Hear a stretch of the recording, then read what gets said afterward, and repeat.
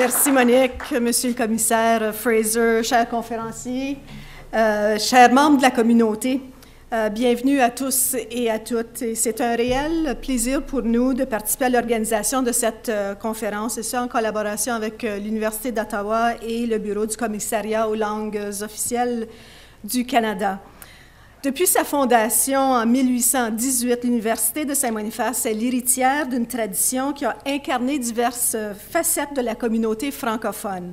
L'Université témoigne donc les transformations de l'histoire canadienne-française. Ça, j'aime ce terme-là, canadienne-française, parce que c'est un mot qu'on utilise de moins en moins.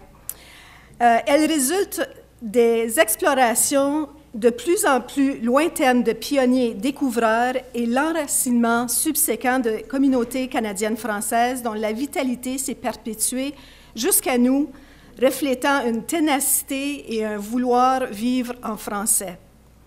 La trame persiste, mais elle s'insère dans de nouvelles donnes politiques, sociales et économiques et dans une diversité culturelle de plus en plus marquée. L'Université de Saint-Boniface s'inscrit dans la mouvance des temps. En 1972, 160 étudiants fréquentaient le Collège de Saint-Boniface, maintenant l'université. En 1980, l'établissement accueillait 350 étudiants, dont 95 % étaient d'origine franco-manitobaine.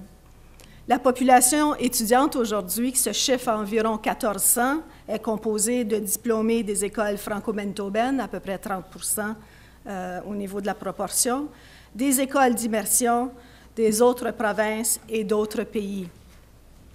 En 1972, l'université avait 5 programmes au menu, tandis qu'aujourd'hui, il en existe une trentaine.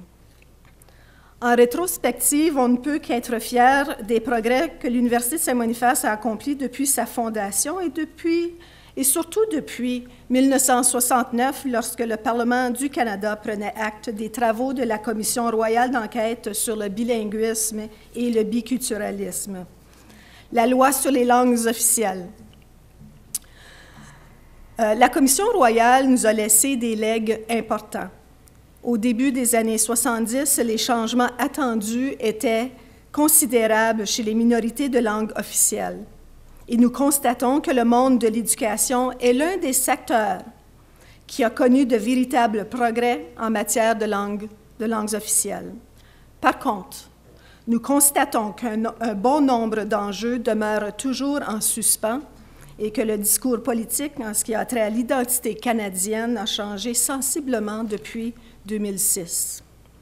Nos orateurs exploreront sans doute ces questions ce soir. Alors, sans plus tarder, j'en profite pour vous souhaiter de bonnes délibérations et surtout de bonnes réflexions. Merci.